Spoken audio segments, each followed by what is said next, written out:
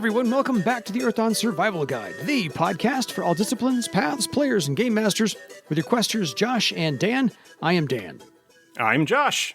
And on today's podcast, we will be discussing all things quizzical. We finally have another email palooza for you. Scant offerings this time lately, so by all means, we have room in the inbox. If you have a question for us, question for Josh especially, please drop us a line at edsgpodcast@gmail.com, and we will get back to you as quickly as we can, really, with these episodes that are coming out. So, any initial thoughts, Josh?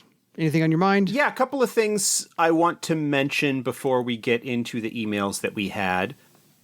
There have been a bunch of comments left on the YouTube channel on various videos. Nothing significally worth calling out. Yeah, they were or really bringing forward to address. Inquisitive questions.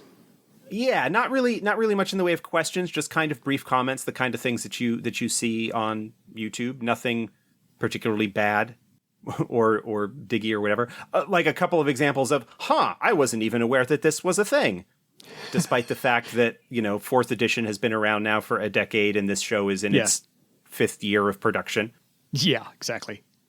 Things kind of changed around on YouTube a little bit because it used to be that I was manually producing a video, quote unquote, version of the show where I just had, for the most part, a static screen with the regular episode audio playing on it that I would produce and upload.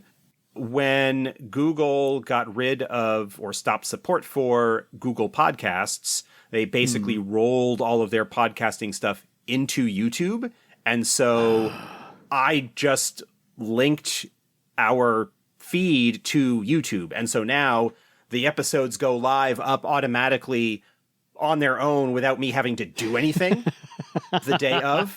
The only drawback being is that when I linked the feed, it now has 2 versions of all of the episodes up to the point where I switched over. Because there's the manually produced one that I uploaded, and then when the feed got updated and attached to the channel, it went, all of these episodes are here, and added all of those as well. So it may kind of cause problems with our view numbers on YouTube and whatnot for a bit, but for the newer episodes, they just go up on their own the same time that the regular episodes do, and it puts the show graphic as the thing. But it will also make video episodes that we might do in the future easier as well. Fair. Because I can just do the video release and send it out and it will show up there and be video. I don't need to do anything special with that. Fair. So anyway, there's that, which is cool. But we had more comments over the past month, which was about how far back our emails go. We had about twice as many comments on the YouTube as we did in actual emails that we received. But so there's that, and that's fine. Like we're happy to deal with the questions when we get them. Yep. One other thing that I want to mention: there is an official FASA Games podcast that is recorded live on the Discord on Thursday evenings. It starts at 8 Eastern time, 9 Eastern time. I'm not sure exactly because it is FASA Games as a whole.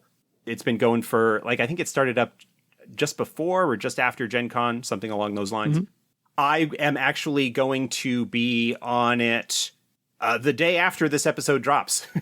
I'm scheduled to be on the Thursday, August 29th episode, or the episode that we are recording that night. Yeah. As of right now, I think all that happens is that it gets recorded and uploaded to our YouTube channel. I did mention that, hey, I have experience getting podcasts out into other places if you want help doing that. And I'm happy to be a guest, but I'm not going to do anywhere near as much work as I do on this show, which, as Dan will tell you, is some, but not a lot. It's still a 50-50 split on labor, but I don't work for FASA, so they're not going to contact me in any way, shape, or form, because Johnny Come Latelys, we've been doing this for 230 episodes. No thanks. The last couple of episodes have been focused on the Leviathan Kickstarter that is running right now. Yeah, yeah. Although as of the release of this episode, it will have ended. So that's Todd and Ross and so forth have been appearing on the show most of the time. They're going to be on the one that comes out tomorrow as we're recording this. Yeah. There was an episode last week where Brad, who's the head of 1879, was talking about trains and using trains in your game. So the subjects are going to be sort of all over the map, but just kind of dealing with us coming on and talking about stuff for an hour. Because it's recorded live on the Discord, fans who are available can go in and actually listen to the live recording and I believe, pose their questions in the chat kind of thing. So it'll be similar in some ways to the live shows that we do at FreedoniaCon. Yeah. I think that's sort of going to be the feel for it. And so I will be appearing on it irregularly. The other development guys from Earth Dawn and other games will be appearing on it irregularly. And the various subjects that we talk about will be connected to the stuff that we sort of do. Mm-hmm. But the topics are liable to range for a while. And I don't know how long it's going to be going on, but I will keep you updated here on this channel to let you know kind of what's going on with that, especially if Earth Dawn related stuff is going to be the subject. We didn't know how long this podcast was going to go on, and we're still at it, so as long as we have words we haven't talked about yet, we'll get there. Well, the focus of this show is different than what the official thing is going to be. The official show, yes. I doubt the FASA show is probably not going to be delving into old products and stuff the way that we have been doing here. No, we're mining for content. Yes, no worries. Anything else? No, that I think does it for right now.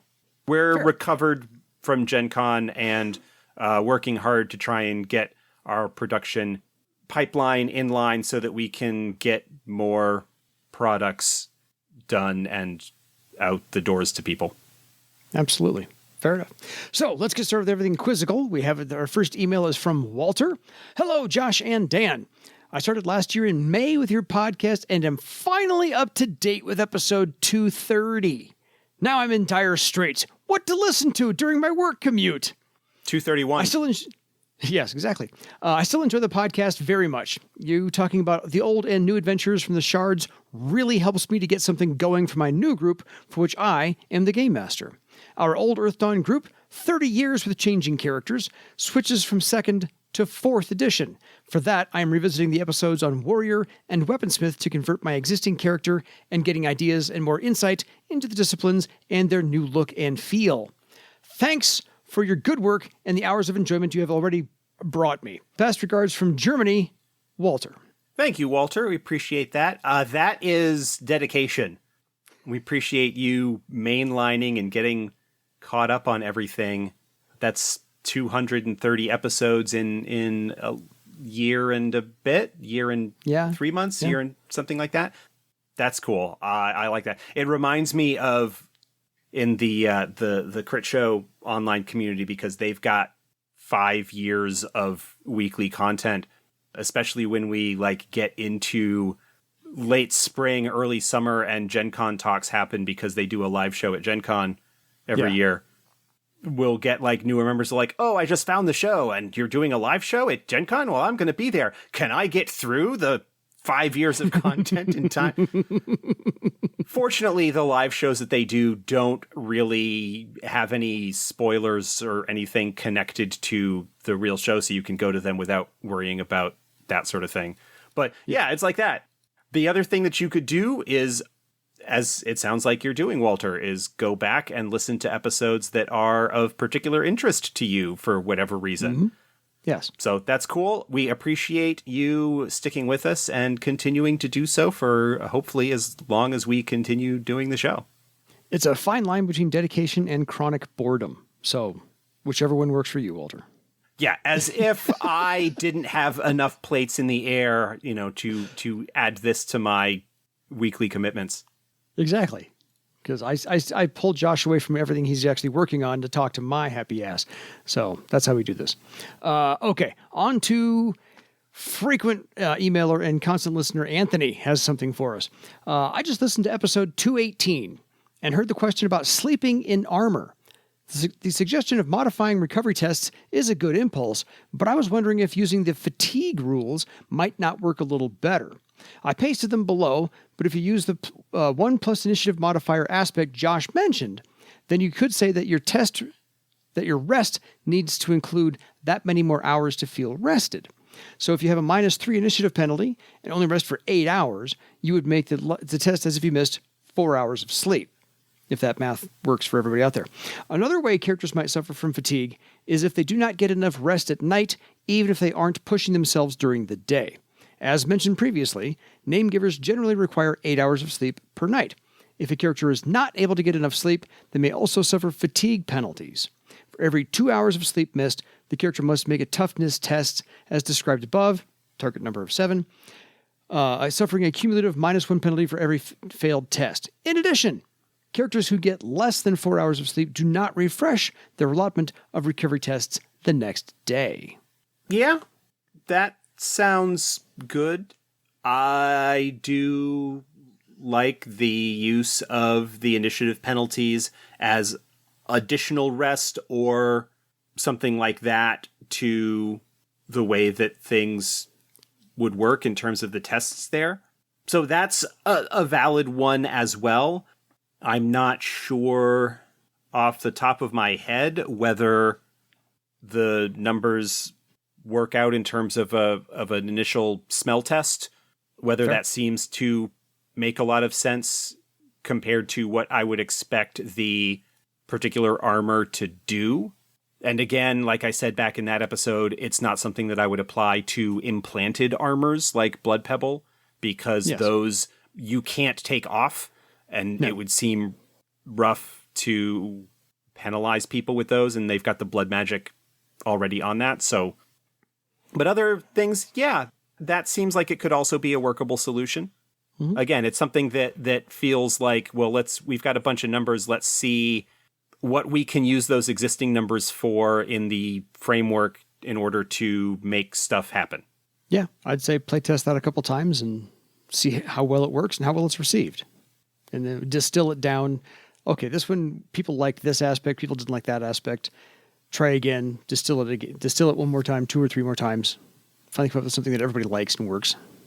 What I would be inclined to do initially is a theory crafting playtest of it, which is to say, if we build a theoretical character who is intended to get around this penalty as much as possible, what does that do? What do they look like in terms of a character, and does that introduce perverse incentives or trouble in other areas? Because essentially, it's a toughness test if you're talking about fatigue. Well, if I build a character that is designed to overcome the fatigue or to face minimal penalties to fatigue, does that mean that you could potentially create a character that could sleep in plate armor every night for a week and likely not suffer any penalties? That feels wrong, and therefore you would need to kind of look at the numbers and underlying assumptions to figure out what it would be. And if that type of character is so extreme that they would end up needing to hamper themselves in other areas, then maybe it's not something necessarily worth being concerned about. But that's often a way that we look at initial ideas and just kind of push them to the extremes and see what a potentially dedicated min-maxer might be able to do with it. Yeah, fair. I appreciate the letter of the law, spirit of the law idea, but I also know that dealing with gamers, the letter of the law wins. Well, this is the rule this is the rule as it's written, and yeah. The number of questions that come up where it's like, well, the phrasing of this talent here is X. Does that mean that I could? No. Language is awkward sometimes, and the fact that we used this particular word does not mean that is not something that was intended. Please don't read into our word choice as a literal, pedantic way of getting around what is clearly intended as a spirit of the rules issue. Yes. Which leads into our next email. We have one here from Patrick. Yes. So this is going to be a conversation about a shaman spell. So, hey, Dan and Josh. Since you are talking about the spells at the moment, and in my recent game session we encountered an issue with one of the newer spells from Deeper Secrets, I thought it would be a fitting moment to ask about it. It is the shaman spell Lifelight. So to recap for everybody who's not looking at the email that I'm looking at, so as you're all walking along and listening audibly... Does it say what page that's on? It does not. Okay, that's fine. I can find it. I've got the PDF already open here for other reasons. Fair. Go ahead, continue, sorry. Yeah, no, you're fine. It's a one-thread spell. Weaving difficulties 10/15. Casting time says 10. Range of touch. Duration lasts for rank minutes. Area of effect has a 10-yard radius. And the effect creates a globe of protective light. It is on page 138 of Deeper Secrets if you happen to have your copy and you want to look at it yourself. Gotcha. So the spell gathers the essence of life reflected by astral energy. The spellcaster closes their eyes, spreads their arms, arches their back, and makes a spellcasting test, target number of 10. If successful, a globe of warm light appears, hovering a yard above the spellcaster's head and illuminating the area. Undead or insect spirits attempting to enter the area make a willpower test against the spellcasting result. If one is successful, the light goes out and the spell ends. Otherwise, the entity remains outside the area until the spell ends. Things about it, success levels and extra threads. So, we understood the spell as a floating light above the caster's head, which will follow him around. Is that right? Does it move? The spell description doesn't actually say. Given the duration, I am inclined to say, not just because of the duration, but I am inclined to say that it doesn't, because the spell description does not specifically say that it does. Fair. Let me do what I usually do, which is to say, if you do X, then Y. Yes. As Dan was saying in last week, a lot of if-then statements. The potential issue that I see with allowing it to move with the caster is that you then need to decide what happens if you move the light. Does it allow you to walk towards an undead or insect spirit and force it to go somewhere because it can't pass its willpower test? Yeah. And I don't think that makes sense to me. It doesn't feel to me like it is the intention of the spell. It's a 6-circle spell. So it just seems to me that like what it is doing is it's setting up a ward similar to, say, Life Circle of 1. Gotcha. The difference being that Life Circle of 1, as a much lower circle spell, only resists the entry of a single being each round, which is why it is not unheard of for given time people to prep multiple sort of interlinked or nested circles in order to help resist against a swarmed attack. This spell, rather than having an effect test that it makes to push the creatures out, the entities that it's resisting need to make a willpower test in order to enter the area. And so therefore, there is no limit to how many things it can hold at bay. I don't know. I can see if I can get specific clarification on that, but my feeling is that because the spell doesn't specifically say that it moves with the caster, Yeah. I'm inclined to say that it therefore does not move with the caster, and it is supposed to be something that you put up to set up as a ward or protection of a particular area, rather than something that you summon and move. But at the same time, it's not like, say, to pull another completely sort of unrelated example, it's not like Dust to Dust or Life Circle of 1, where there's like damage that is done if an entity tries to cross or something along those lines. Not that Dust to Dust is a ward style thing, but I think you get what I'm talking about. Yeah. But then there is also the very cool kind of notion of the caster summons the light, and similar to in the Lord of the Rings movie when they're in Moria and Gandalf summons the light and they are walking with his light that's kind of keeping the goblins at bay around them because they don't want to get too close. As a sixth circle spell, it's certainly a cool image to allow a shaman to do that sort of thing. Mm-hmm. But my initial read is that it doesn't move with the caster because the spell doesn't say it moves with the caster. Fair. I am not intimately familiar with all the spells in here to see if there is something similar where it specifically says that it can move with the caster or not. Gotcha. But my big concern would be if you allow it to move with the caster, what happens when you are forcing an entity to enter into the space? Let's say, for example, because of the vagaries of geography, of layout or whatever, you're in a semi-enclosed space and you are moving the light with you, and because you got a decently high spellcasting test, the insect spirit is not able to roll a high enough willpower to cross into it, but you then back it into a corner where it cannot move away from the light, and you put the light on it. What happens? Well, you then, I think, force the spell to end, because even though the spirit may not have passed a willpower test, it didn't have anywhere to go, and therefore it crosses into the lighted area, which meets the condition to cause the spell to end. Yeah.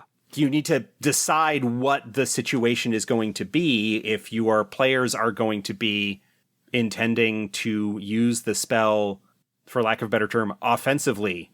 Yes. So the only thing I can come up with that's close is Ethereal Darkness.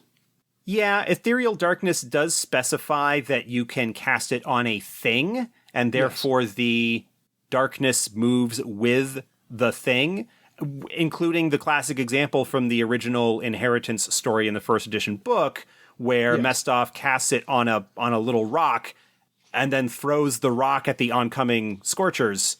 That spell does specify that it can move with the object. This spell doesn't.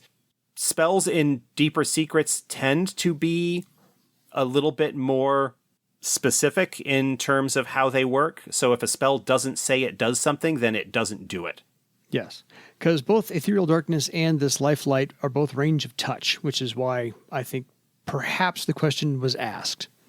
Yeah, well, the difference being that the reason that this is a range of touch is that it's essentially centered on the casters. Yeah. I think that might be why it's touch instead of self, because if it's self, then you are casting it on yourself, and therefore it moves with you. It would seem to me to be more likely to move with you. Yeah. I'm just inclined to say, no, I don't think the intention is for it to move with the caster. That doesn't seem to fit the spirit of what, pun not intended, of what the spell is supposed to be. But I'm happy to sort of add this to the list of let's take it to the team and hash it out and see what people think. But that's my gut instinct. I didn't want to play devil's advocate, but I wanted to at least say, here's the only... Yeah. The devil's advocate is what we do in our question meetings. Yeah. No, I just wanted to further the discussion to say, well, because that's what my gaming group does around our table as well. This isn't clear enough for us, so let's look at something else that's similar and kind of extrapolate from here on as we go. Because he has follow-up questions about this spell. But go ahead. So let me just say one other thing to kind of sum up here. I don't think it's intended to move with the caster. Yeah. I don't think it's game-breaking if you decide to move it, to allow it to move with the caster. Fair. The duration is only spellcasting rank in minutes, so it's not lasting a hugely long period of time. Yeah. You would just need to decide what happens in that kind of edge case situation where the caster is trying to force the light onto an undead or spirit that is not able to retreat away if it fails the willpower test. Yeah. So, to your point, and the thing you brought up exactly at the perfect time, the question is, if it moves, how would undead or insect spirits interact if the caster moves toward them? Do they have to make an instant test or have to move out of the spell area? So it's one of those, would the barrier actually push them, or would they have to make a test to resist it when that hits them, if it were to move? Yeah, and this is where combat timing gets weird. Yeah. I would say if you are not in an actual combat rounds situation, the way that I would handle it if the caster were to do that would be the being makes a willpower test, and if failed, then just moves out of the way or does what they can to stay out of the light. And if they pass it, then they enter it the same way they would if it were stationary, and it ends the spell, no questions. Fair. If you're in a combat round situation, then timing gets really weird, because combat in actuality is sort of happening simultaneously, but that's not how it's resolved. And so if the caster is acting earlier and moves towards the spirit or undead, Yeah. I would have them make the test right then, like when they first are interacting with the light, and probably just have them out of their turn and maybe using up their movement, move to stay outside of the area of the light. But again, Yeah, like to recoil. you're getting into potentially weird edge cases because you are dealing with a system that is designed to allow you to handle quote unquote simultaneous actions in a discrete way. And so, yeah, that's probably how I would handle it if I were to allow it to move, but I don't think that I would allow it to move.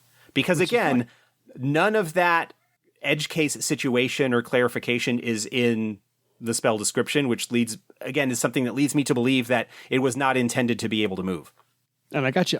I get you there entirely. So last question, then he has a follow-up statement. How would they react if the light is forced upon them, like in an enclosed environment where they can't get away? I would say that it forces the spell to end. Fair.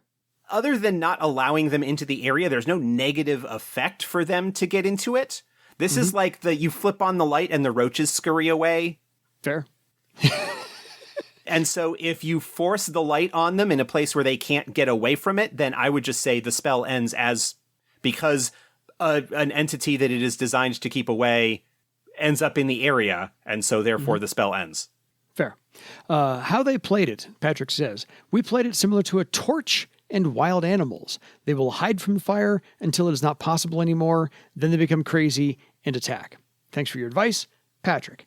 My only comment on this one is I'm imagining the scene in Indiana Jones, Raiders of the Lost Ark, where he's in there with 1,000 snakes and he's keeping them at bay by waving the torch around. And so as soon as the torches go out, they can advance. That's what I'm picturing.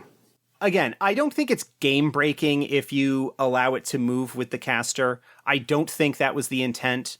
And I certainly wouldn't allow anything too out there to happen if you were doing it. Like, oh, we're going to use this to herd these cadaver men off of the cliff over there. Yeah. Yeah.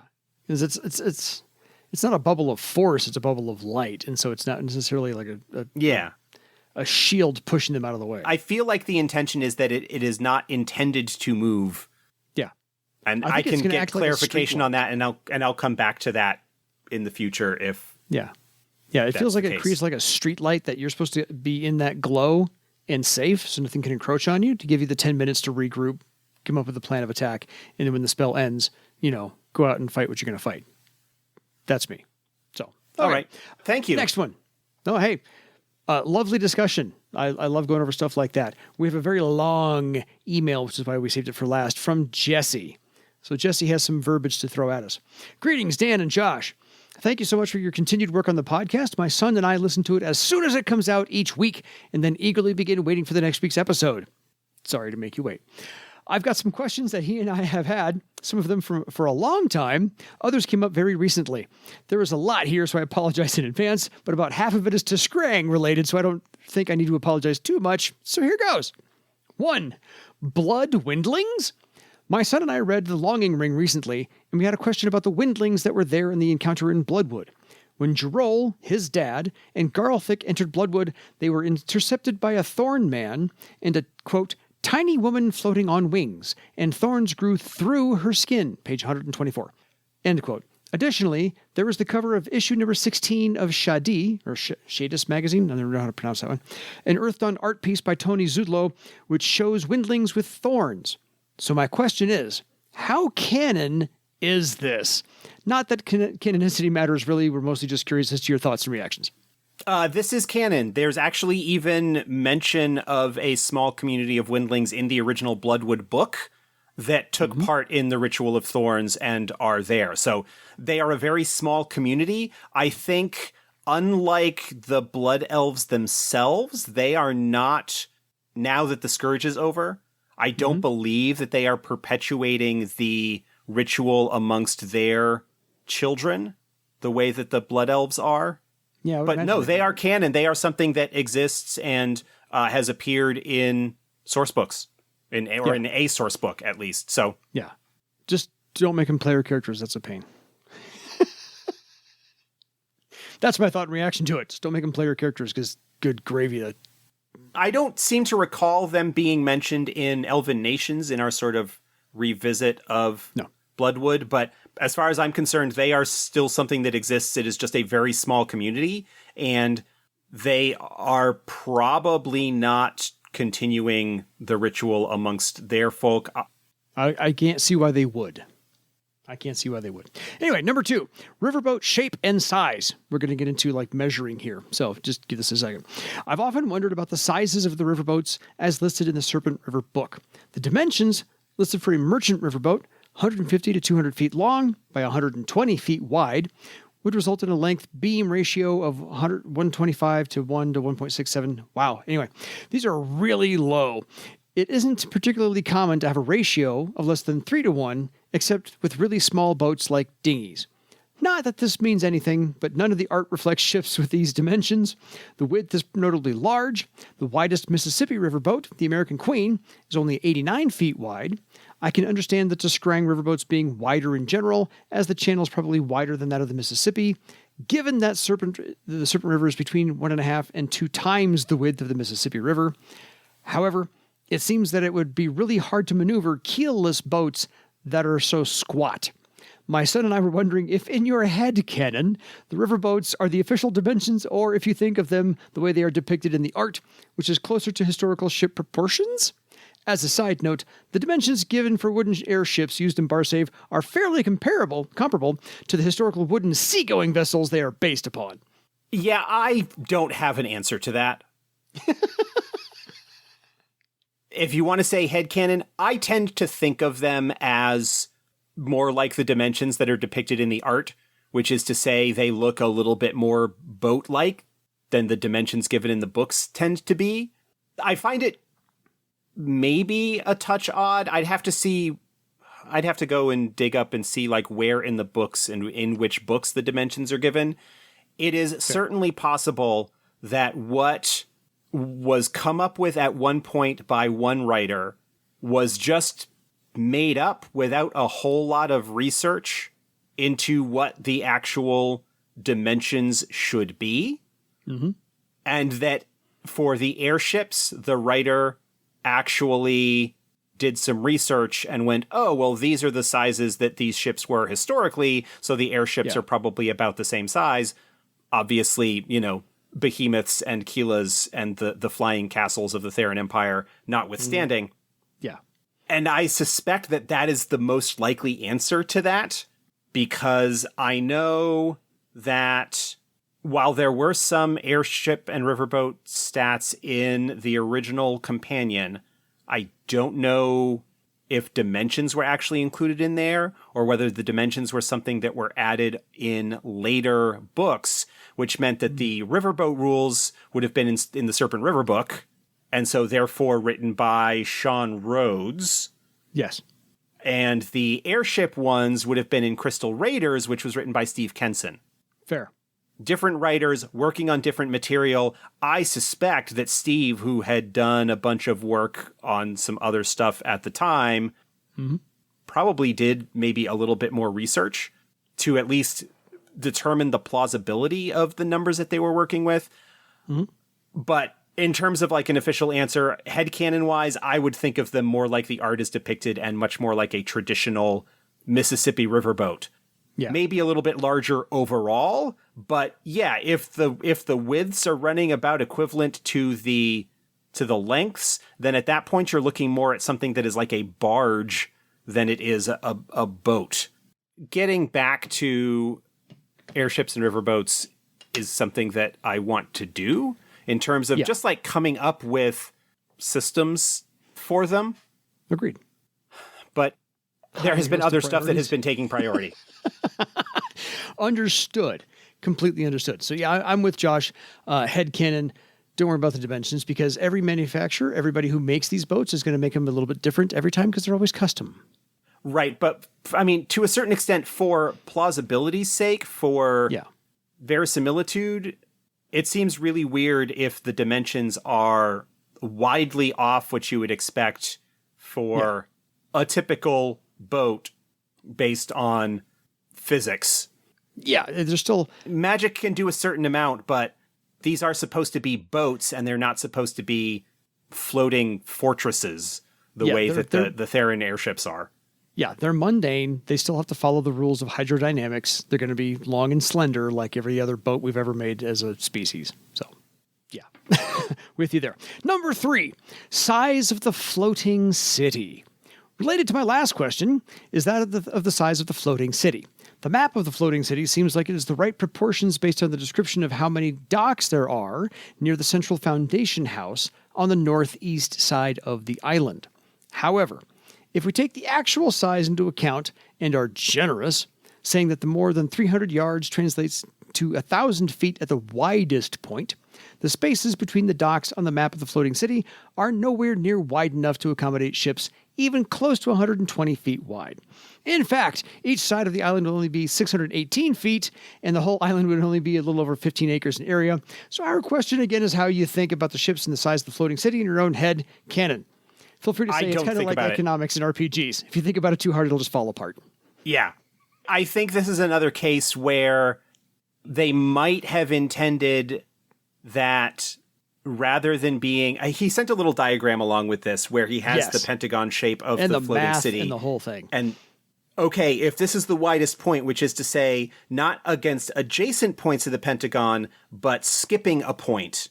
Yes. Going across there. If that's that, then that changes this length here. And it's certainly possible that what was meant was that each side of the pentagon is that long, rather than it being, I think the proper geometric term for it is the chord of the pentagon. Fair. I think that's the term for like a section of a circle, the diameter being the longest chord that is... part of a circle because it goes through the center. Look at you pulling geometry out of your ass. Yeah. Honestly, again, I think this is a case of some numbers were made up and there might not have been a lot of thought given to how those numbers actually end up translating given other information. Yeah. So, yeah, my gut is to say it's probably more likely that it was meant that one side of that pentagon is that long rather than that cross beam type thing between two non-adjacent points. Well, he had, if one of those answers makes sense, go with that one. Yeah. My feeling is the city is large enough to do what it does. And I suspect that, in fact, I will say more than suspect. I am about as certain as I can be, having not been a person involved in the production of that book at all. Yes. That the math was not done to say, if we do this, if we've got a ship that is supposed to be X wide, and we've got this many docks, we need to make sure that the space is this long. I don't think the math was done on that. No. And again, headcanon-wise, it's big enough to do what it needs to do. And secondly, it might be that the easiest solution to that is to say that each side of the pentagon of the floating city is actually that length and not the distance between non-adjacent points. And secondly, non-adjacent vertices of the... Yes. Don't compare it to a Pentagon. map. A map is an artistic interpretation that's in game. This is not like a Google Earth picture from a satellite that's accurate. This is somebody's hand drawn. It looks like this to them, not exactly to be taken Yeah. literally. I have also talked about how, for the most part, the maps in Earth Dawn products, for the most part, are not your easily gridded, exact No. battle map No. type of things. Yes. For example, I mean, the maps in the Serpent River book, you've got the floating city, you've got Yeah. the Europa map. Those give really good overviews of what those places look like, but it is not, I think, intended to scale down where if you zoom in that measurements are supposed to be proportional and stuff like that. Yeah. Take a look at any of the maps of the New World as it was discovered in the 1500s. How accurate are those as far as proportions concerned and angle of the earth and so forth and so on as to what we look at now from Google Maps? Trust me. That's what you're Yeah. going with when you look at one of these maps in Earth Dawn. Don't compare it to the map. The map's going to be wrong. There is the advantage that can be had in Bar Save where you have an airship and can take it up and get a Yes. wider view of the terrain. And even with the potential magic influence of scouts and so forth, maps might be a little bit more accurate than we would perhaps otherwise expect. But any time that you run into weird numbers situations like that, my reaction is somebody probably didn't do the math to check to see if it checked out. No, we're nerds, but we're not necessarily those big of nerds. So congratulations on you for... As he said in the email, it's like thinking about the economics in an RPG. It's just, Yeah, it's just- not gonna... Don't worry about it. We do what we can to try and make things plausible, Yes. but if you dig in too deep, it is certainly possible that you will run into conflicting information that actually doesn't make any sense because the numbers weren't crunched or they were written by different people and they didn't check their work or whatever. Yeah. So don't get lost in the weeds too much. Go make it epic instead. Number 4. Again, just Yes. to TLDR this, I think hopefully the easiest solution is to just say that each side of the city is that length rather than the non-adjacent vertices. Yeah. But that may not solve the problem either because I haven't looked at the map or counted the docks that are in the image or any of that sort of stuff. No, not at all. So, no idea. Number 4, Outcast Blood Elf. My last question concerns the Outcast path. I have a character for whom I'm wondering if his background fits the Outcast path in your mind. Character background. As most Blood Elves in Bloodwood, Givaltiel was raised with a strong sense of the necessity of the Ritual of Thorns. With the birth of his first child, he and his wife prepared to submit her for the ritual.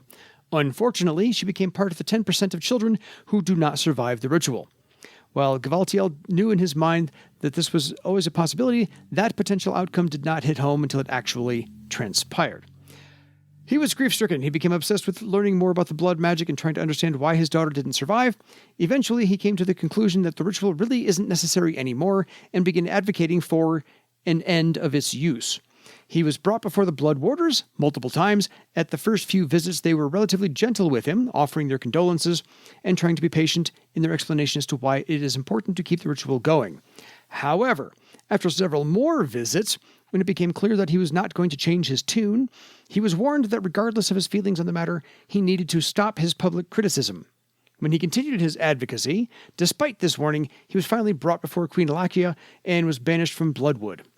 After being escorted by Exolashers to the southern border, he made his way toward Thrall, where he hoped to court foreign pressure to be put on the wood. However, only days after leaving the wood, he was taken captive by Theron slavers. His release was only made possible when the slave ship taking him and his fellow captives back to Vivane was attacked by Crystal Raiders.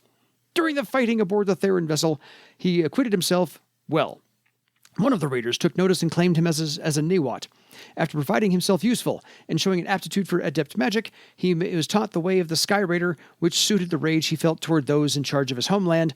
As the fire ran through his blood, the small punctures around his thorns would sizzle and hiss. Together with his rage, this earned him the name Thornburner.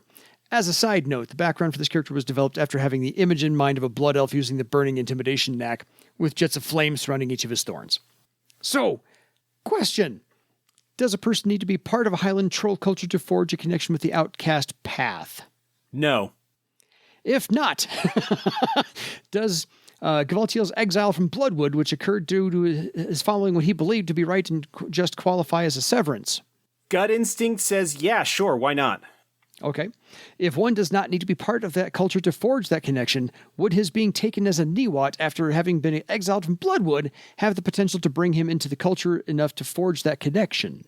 So I'm going to step back a bit and say that the outcast path is an exception to the general rules of paths. Fair. In the sense that, unlike all of the other paths in that book, which have a structure, a lineage of some sort, where someone is inducted into that by an existing member of that community, that is not the case with the outcast. The outcast is, and it, for reasons that baffle... There's always an exception. Yeah, for reasons that baffle the magic theorists, apparently there is a consistency to what happens with those who decide to swear the oath of the outcast, but it is not something that is taught from one outcast to another in that sense. It is something that is entirely self-actualized. I think it is more likely because of how common the outcast is amongst the Highland troll culture, because of the way that their views of honor operate, that there tend to be a lot of them, but I think that anybody who has a strong enough position on something that they would be willing to swear a blood oath over it would be able to take advantage of that magic. Fair enough. Having been a Nuwat may have been something that allowed him to learn about the existence of that as a possibility, but it is not something that I would require as a bit of backstory in order to end up following that path. Fair. The one thing that I would say, and I probably mentioned this in our episode about the Outcast, I don't remember what number that was offhand. No. If you have somebody that is going to be following that path, they are making a very strong statement about what they want the game to be about. And that is likely to be something relating to that oath, that moral choice that they made. And so this sounds like a game where the player for that character is probably, I won't say for certain, but is probably very interested in pursuing a Bloodwood redemption arc of some sort. Fair. The Outcast Path is episode 102. So that's my thought on it. I don't feel that there's necessarily anything in that backstory that makes me go, oh, no, that wouldn't work. Anybody can be an outcast for any reason, provided that the choice was strong enough that they are pulling the Steve Rogers, you plant yourself like a tree on the banks of the truth and say, no, you move. Yeah, fair. That's the scale of commitment that we're talking about here. And it certainly sounds to me like the backstory and dedication of this character, because of what has happened to them, is sufficiently strong enough that if they wanted to be an outcast to follow that path, then they would be. And that relationship would be to the Bloodwood and to other blood elves as a result, and should be something that would be an aspect of the campaign to some extent, because otherwise they're getting a bunch of power potentially without any real consequence to it. Fair enough. There were two little questions left over. Is it problematic that the exile from the Highland troll culture itself, and is it problematic that the exile occurred before becoming a Nuwat? I don't think those have anything to play with the timing of anything. I think the issue was, it sounds to me like the character didn't become a Sky Raider until recently, and I might have it be that the Outcast Oath I mean, it depends on whether they were an adept before or not, I guess. But they would still have to meet the minimum fifth circle thing. One of the things with the outcast, and I think it talks about this in the book, is that they could have already sworn the oath prior to reaching fifth circle where the rest of the stuff would start kicking in. Mm-hmm. But the timing doesn't really bother me in any way on that. You just need to have that strong enough commitment to have sworn an oath, and that sort of the blood magic power is what grants that additional magical oomph and the additional things that they can get from following that path. But again, similar to a discipline, a path is not just something that you decide to do because it's cool. This is a strong aspect of the character's personality and goals, and should be something that is, at least in some capacity, a focus of the campaign. Yeah. Whether it is one of many arcs that is followed or whatever, it feels to me like that is a situation where a character is saying, or the player is saying, I want to focus on this. This is something that I want to be an aspect of the game. Mm-hmm. But that's a conversation that you would need to have with them specifically. Yeah. So I'm glad you made a character you wanted to write a novel about, because it sounds like you're halfway there. So the minutiae is between you and your game master, one of those things. Jesse says, again, thank you so much for all you do for Earth Dawn and for taking the time to entertain these kinds of questions. Great questions. Yeah. So dig them all. Oddly enough, 4 emails was available to fill up a nice hour for us on this podcast today. So any further thoughts, Josh?